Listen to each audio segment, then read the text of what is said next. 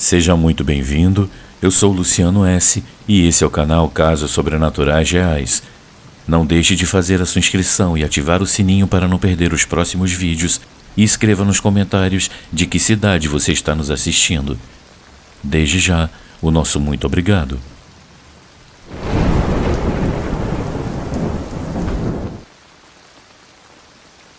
O Poder das Trevas.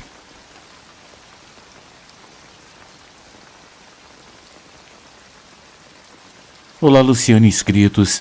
Espero que esteja tudo bem com vocês. Antes de tudo, quero me apresentar. Meu nome é Roberto Garcia, eu sou de São Paulo, capital, fiz parte da Força Policial do Estado, mas prefiro não mencionar nomes dos lugares onde eu atuei por questões de segurança. Eu já me aposentei, pois completei o tempo de serviço necessário para requerer a minha aposentadoria, mas eu fiquei com muitas histórias, tanto boas quanto ruins, e outras verdadeiramente terríveis que eu presenciei em meus anos de trabalho. Essa história eu considero verdadeiramente sobrenatural, por isso eu quero compartilhá-la nesse canal, pois eu acho que ela é digna de ser compartilhada. Isso ocorreu no início dos anos 90, quando eu fui designado para um posto que ficava às margens de uma rodovia. Eu não tinha parceiro, então eu andava sozinho por um determinado trecho de uma estrada que corta a capital, embora houvesse mais colegas patrulhando. Era sempre um prazer encontrar um colega.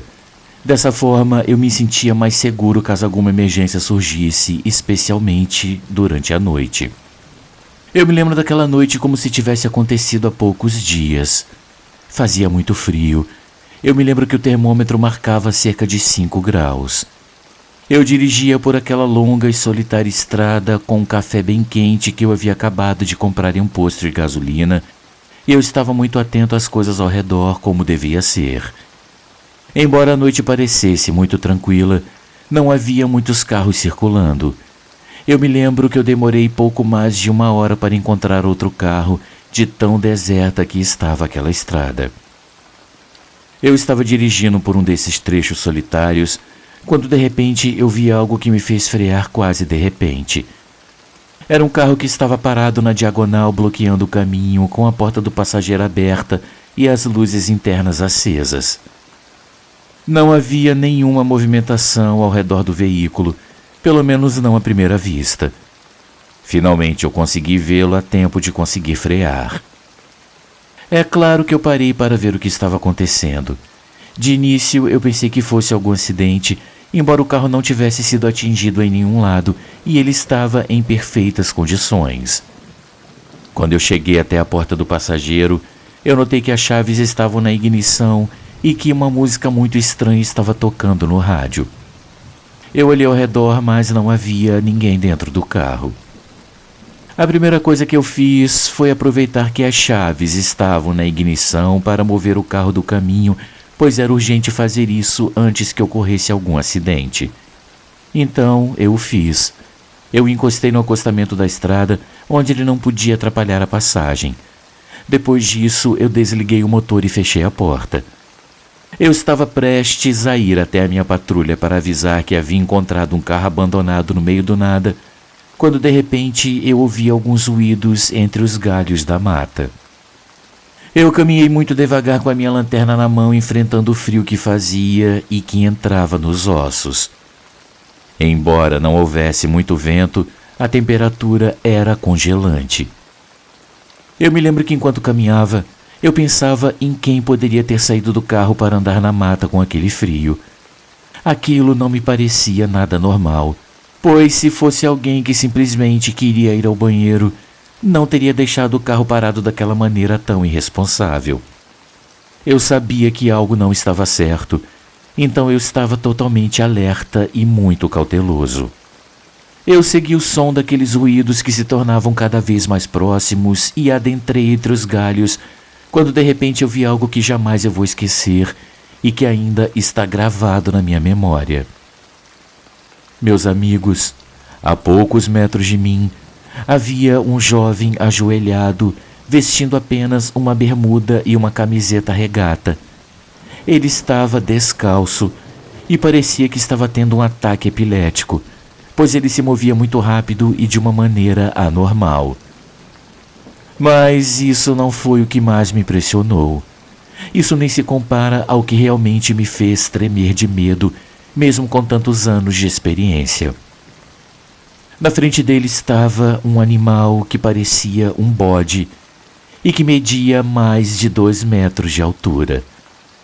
Ele estava em pé sobre 2 patas e era completamente negro. Uma das patas estava sobre a cabeça do rapaz, enquanto ele não parava de convulsionar, mas sem cair, permanecendo o tempo todo de joelhos. Luciano, eu não sei por quantos segundos eu presenciei aquela horrível cena, pois eu fiquei completamente paralisado de medo. Mas assim que aquele animal percebeu que eu estava ali, ele saiu correndo sobre 2 patas, desaparecendo entre os galhos altos e a escuridão da mata. Minha primeira reação foi correr em direção ao jovem, que assim que aquele animal soltou sua cabeça, caiu no chão e começou a chorar e a gritar. Eu o cobri com a minha jaqueta, pois ele estava quase sem roupa e, eu repito, o frio estava insuportável. Eu ajudei a se levantar e o coloquei na minha patrulha, pois eu sabia que ele não estava em condições de dirigir. Ele não parava de chorar e não conseguia me explicar o que havia acontecido, porque não conseguia nem falar de tanto que estava chorando e tremendo. Ele estava realmente horrorizado. Eu pedi uma ambulância, mas ela demorou quase 1 hora para chegar devido à localização onde estávamos. Então o colocaram na ambulância e o levaram, pois ele estava em péssimas condições, além de não falar coisa com coisa. Chegaram outros colegas de outra unidade e um deles levou o carro do jovem até a cidade, onde ele estava internado no hospital. Quando eu cheguei para interrogá-lo, o jovem estava com muito medo de falar e ele apenas dizia que a culpa era toda dele. Ele não conseguia parar de repetir essa frase. Quando finalmente eu consegui que ele falasse, o que ele me contou me deixou gelado.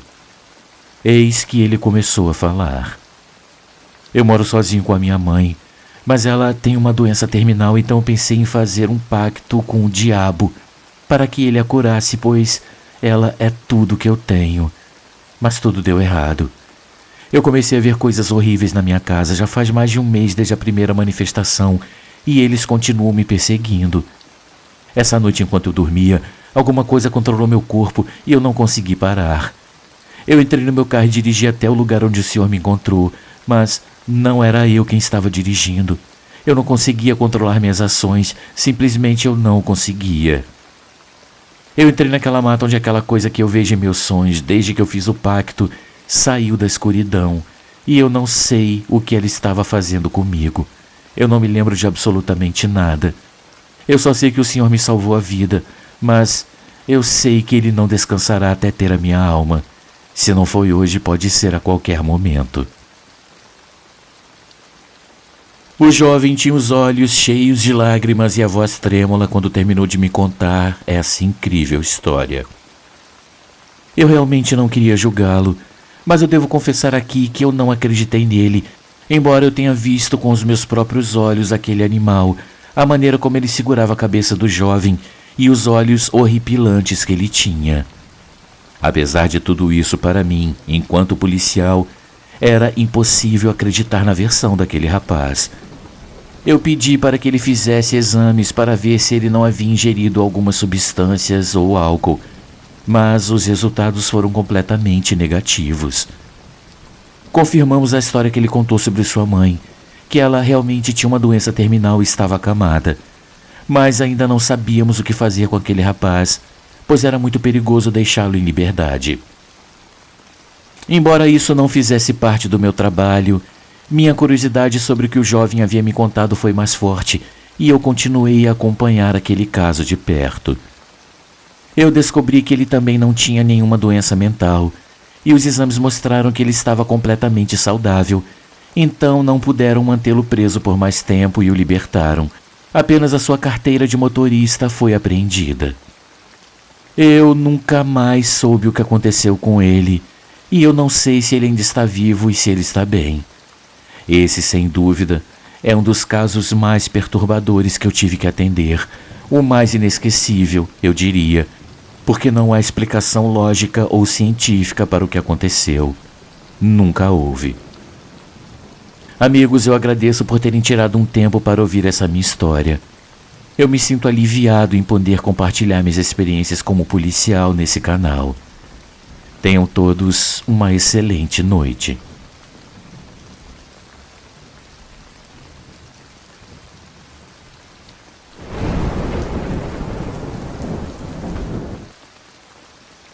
O caso mais difícil que eu já enfrentei.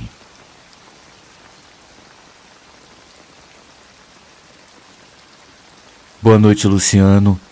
Eu estou enviando esse e-mail para contar algo muito pessoal que me aconteceu enquanto eu exercia minha função como policial aqui na cidade onde eu moro.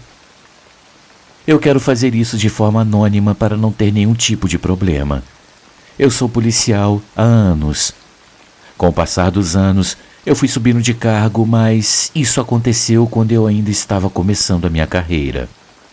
Uma madrugada, eu estava patrulhando por uma área um pouco perigosa onde havia muitos menores infratores. Por isso havia vários policiais em diferentes pontos daquele distrito patrulhando, pois sempre ocorriam furtos no local. Eu me lembro que eu estava parado em um semáforo atrás de um carro que parecia muito velho e mal cuidado.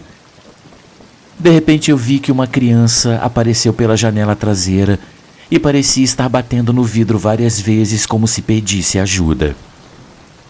Nesse momento o semáforo mudou para verde e o carro avançou. Eu o segui ligando a sirene pedindo que ele parasse, mas ele acelerou até chegar à rodovia.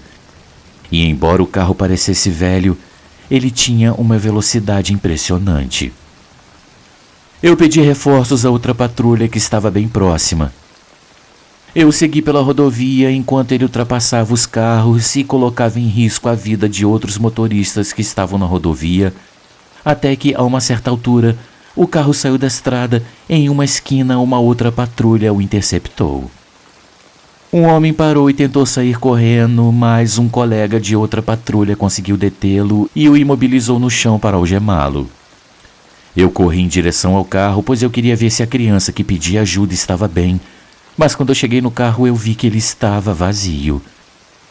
Não havia ninguém na parte da frente e nem nos bancos de trás, o que me deixou bastante confuso.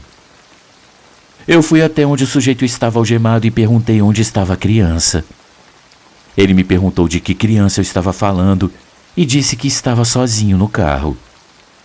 Irritado, eu reclamei que era melhor ele dizer a verdade, pois eu tinha visto claramente uma criança no banco de trás pedindo ajuda com as mãos, mas o sujeito continuava dizendo que não estava com nenhuma criança.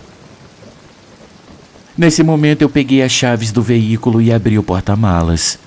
E lá eu encontrei um bebê que estava inconsciente devido à falta de oxigênio.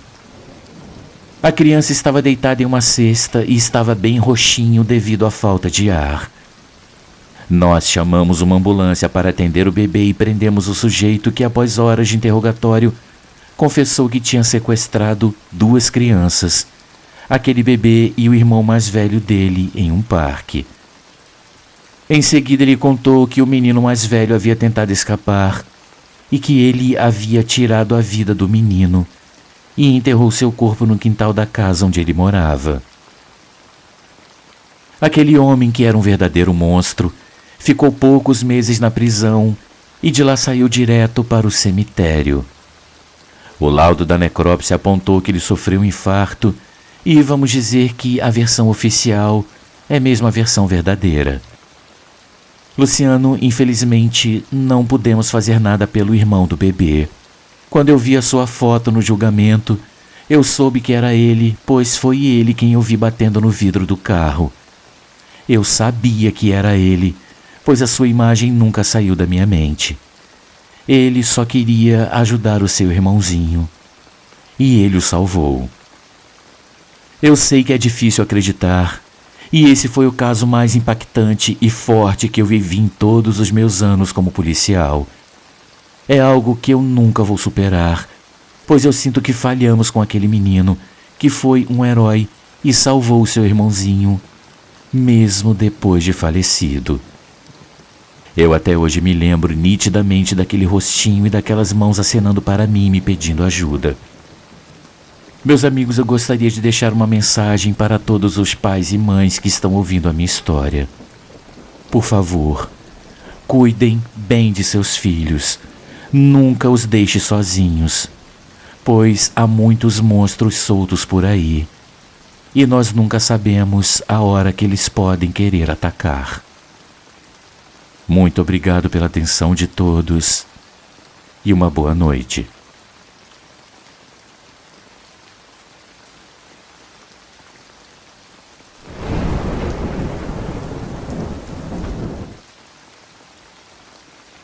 Adeus, mãe.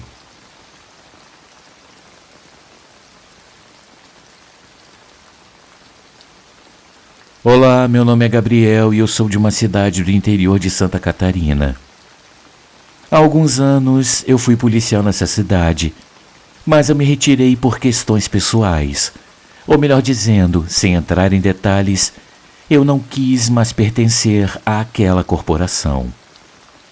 Mas enquanto eu estive lá, eu vivi muitas coisas que eu gostaria de apagar da minha mente. Algumas eu prefiro não contar, mas essa, em particular, foi algo que sem dúvida me marcou muito. Naquela época eu patrulhava o bairro com outros 2 colegas. Eles eram boas pessoas com os outros membros da polícia, mas faltava-lhes muita empatia com as pessoas em geral.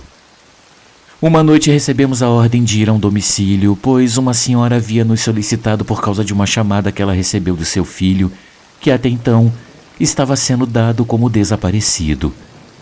Isso foi tudo o que nos disseram.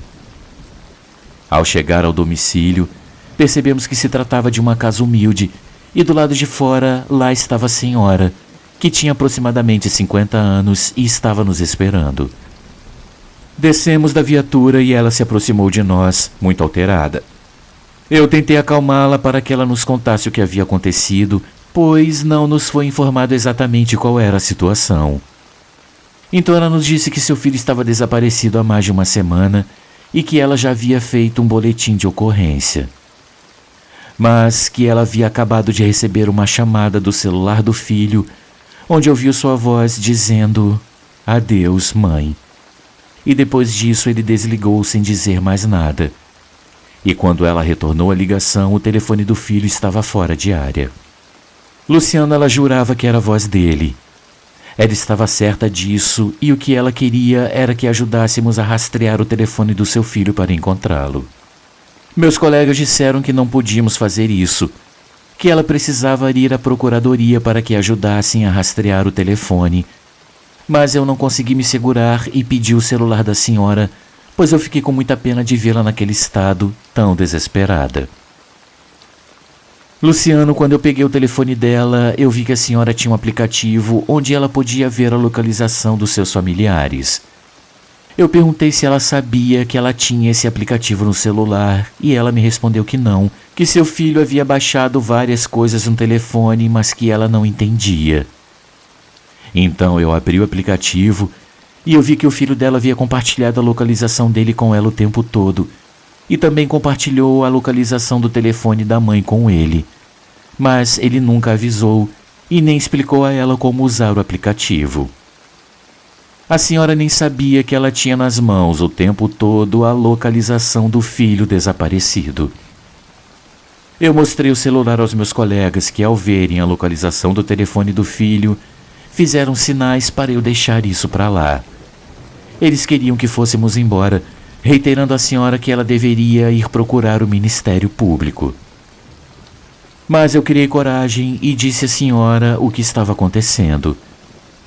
Eu confessei que ali mostrava exatamente onde o celular do filho dela havia sido localizado pela última vez, e foi aí que ela rompeu em prantos e nos implorou para levá-la até lá, quase se ajoelhando diante de nós. Aquilo foi algo muito difícil de presenciar para alguém que ainda tem sangue correndo nas veias. Então, após um debate com meus colegas, eu consegui convencê-los a levá-la, com a condição de que, se víssemos algo estranho, como um movimento de grupos criminosos, teríamos que voltar, pois a localização era no meio do nada, em um bairro que ficava fora da cidade, Ela concordou e subiu na viatura com a gente. Nós fomos dirigindo até aquele lugar afastado e estávamos muito nervosos, pois não sabíamos o que iríamos encontrar. Eu tinha medo pela nossa segurança e pela segurança da senhora, mas ela estava esperançosa de encontrar o seu filho vivo. Após um longo percurso, encontramos o local exato onde a última localização do telefone do jovem foi registrada e a poucos passos dali, encontramos o seu corpo sem vida. A senhora correu em direção ao corpo e o segurou nos braços, chorando de uma maneira muito angustiante. Mas algo não fazia sentido. O jovem já estava morto há pelo menos 2 dias. E nós percebemos isso pelo estado em que o encontramos. Então não batia com o que a senhora dizia, que ele havia ligado para ela há poucas horas atrás. Relatamos a descoberta e ficamos aguardando os agentes da perícia responsáveis pelo corpo. Levamos a senhora à procuradoria, mas ela continuava insistindo que não podia ser possível, que ela havia acabado de falar com seu filho e que ela jamais confundiria a voz dele. Amigos, vale mencionar que quando encontramos o telefone do jovem, ele estava desligado e quebrado, praticamente inutilizável. Então não sabíamos como alguém poderia ter feito uma chamada dali, e foi algo que nunca conseguimos descobrir, pois, de fato, no telefone da senhora estava registrada a chamada recebida do celular do filho, e ela durou apenas 5 segundos.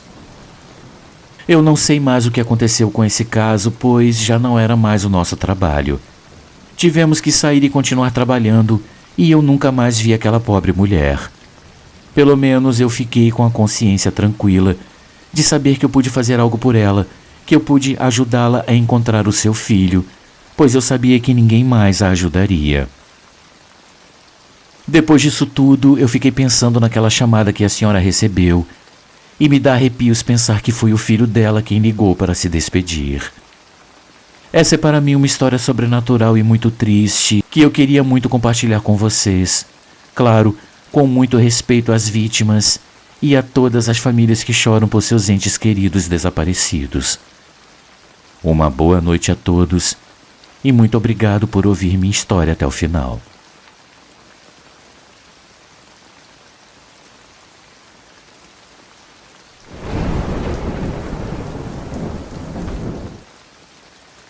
Amigos, uma pequena pausa no nosso vídeo, apenas para lembrar que o nosso canal é um canal independente e que para continuar existindo nós precisamos muito do seu apoio. Existem muitas formas de você ajudar o canal. Uma delas é contribuindo com qualquer quantia utilizando a chave Pix que está aparecendo na sua tela. Outra é se tornando membro contribuindo com apenas R$ 7,99 por mês clicando no link Seja Membro. Você também pode nos ajudar sempre curtindo, comentando e compartilhando nossos vídeos, pois dessa forma a plataforma vai ampliar o alcance do nosso canal e ele será cada dia mais conhecido. Desde já, a gente agradece e agora vamos continuar com o vídeo.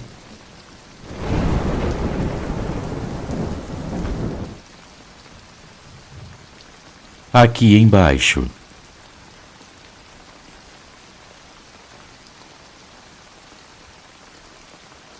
Boa noite, Luciano. Boa noite, inscritos do canal. Meu nome é Josiel e eu quero compartilhar com vocês uma experiência trágica e muito assustadora que me aconteceu enquanto eu prestava meu serviço como policial em uma cidade no litoral do estado da Bahia. Eu sou policial há exatamente 12 anos.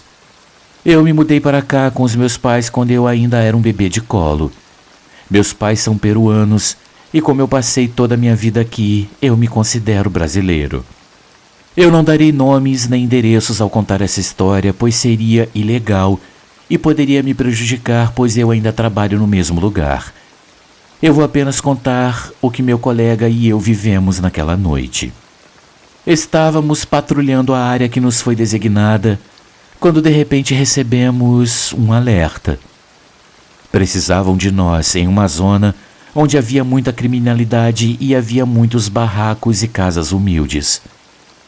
Os vizinhos haviam relatado que de um trailer que ficava estacionado em uma esquina, estava saindo um cheiro fétido que estava se tornando cada vez mais insuportável e que estava empesteando toda a rua. Nós tínhamos que ir verificar o que estava acontecendo dentro desse trailer e descobrir o que estava causando esse cheiro horrível. Já passava da meia-noite quando chegamos ao local, e eu me lembro que havia vários vizinhos do lado de fora do trailer nos esperando. Amigos, eu devo dizer que a primeira impressão que eu tive quando eu saí da viatura foi algo que eu jamais esquecerei, pois nunca antes eu havia sentido um cheiro tão forte e desagradável como aquele. Meu colega tinha mais anos de experiência e me disse que era óbvio que se tratava de um corpo humano em estado de decomposição. Primeiramente falamos com a mulher que fez a chamada e ela nos disse que desde aquela manhã ela havia começado a sentir o cheiro, mas que ninguém fez nada, até que o odor se tornou cada vez mais insuportável. Foi quando então eles perceberam que algo não estava certo naquele lugar. Perguntamos quem morava ali, e ela respondeu que era um homem de cerca de 40 anos que ela não conhecia bem, pois ele havia se mudado há pouco tempo para aquele trailer. Quase ninguém o conhecia, pois desde que ele se mudou ele não saía muito de lá, embora todos naquela comunidade se conhecessem e fossem amigáveis entre si. Eles comentavam que aquele homem nunca conversava e raramente falava com alguém ou cumprimentava as pessoas que passavam por ele. Depois de ouvir todas essas histórias, pedimos às pessoas que estavam lá que nos dessem espaço para fazer o nosso trabalho e que elas voltassem para suas casas. Após batermos a porta várias vezes e sem que ninguém nos atendesse, nós decidimos entrar à força. Meus amigos, quando entramos, sentimos que o cheiro era realmente ainda mais insuportável. Um odor que ficou gravado na minha mente pela intensidade. Nós acendemos as luzes e vimos várias coisas espalhadas pelo chão, como pratos e copos, e alguns enfeites como se alguém tivesse entrado para roubar e deixado tudo espalhado, ou que talvez tivesse acontecido uma briga ali. Já antes de entrar, sabíamos que não encontraríamos nada bom, mas a realidade superou nossas expectativas. Nós caminhamos em direção ao corredor onde havia duas portas. Uma era a porta do banheiro e a outra a do quarto. Ao entrar e acender a luz, vimos no carpete, que era de uma cor clara, uma mancha com a silhueta de um corpo que estava de bruços. Meu colega disse que aquela mancha era de líquidos que os corpos liberam quando começam a se decompor. Mas não havia corpo. Procuramos no banheiro e no resto do trailer, mas não encontramos nada além daquela mancha no carpete. Chamamos reforços e isolamos a área, pois provavelmente um crime havia acontecido ali. E enquanto isso, meu colega e eu continuamos procurando dentro do trailer. Eu me lembro que eu entrei novamente no quarto e o meu colega estava do lado de fora, prestes a entrar também, quando de repente ambos ouvimos algo que fez o nosso sangue gelar. Um sussurro nitidamente nos disse: aqui embaixo. Luciano, isso que ouvimos foi gravado pelas nossas câmeras, por isso eu sei que aquilo foi real. Eu infelizmente não posso mostrar essa gravação, pois ela ainda é um material confidencial de um caso que ainda está em andamento. Mas nunca soubemos de onde veio aquele sussurro, pois não havia mais ninguém lá dentro com a gente, embora tenhamos ouvido aquele sussurro vindo de dentro do quarto onde estávamos. Meu colega e eu agimos imediatamente, procurando por todos os lados para ver se havia alguém mais dentro da casa, mas não havia ninguém. Quando os reforços chegaram com 2 cães farejadores, foram eles que nos levaram a uma das piores descobertas que eu já presenciei no meu trabalho. Pois debaixo do trailer estava o corpo do homem que vivia lá, em um avançado estado de decomposição. A perícia mostrou que esse homem foi morto com 2 tiros e provavelmente usaram algum tipo de silenciador, pois nenhum dos vizinhos ouviu nada. Eles o deixaram por 2 dias no quarto onde sua vida foi tirada, por isso havia mancha de sua silhueta no carpete. mas parecia que ele, ou os que o mataram, se arrependeram de tê-lo deixado lá e voltaram para movê-lo para debaixo da casa. Algo sem lógica, pois lá seria muito mais fácil encontrá-lo devido ao cheiro. Graças às várias câmeras conseguimos encontrar os suspeitos, mas o julgamento ainda está em andamento, pois a arma do crime ainda não foi encontrada. Enfim, eu gostaria de poder tornar público aquele vídeo onde alguém nos disse para olharmos para baixo. E até hoje meus colegas e eu pensamos que provavelmente foi uma psicofonia vinda do próprio falecido, querendo nos dizer onde ele estava. Muito obrigado pela atenção de todos e uma ótima noite.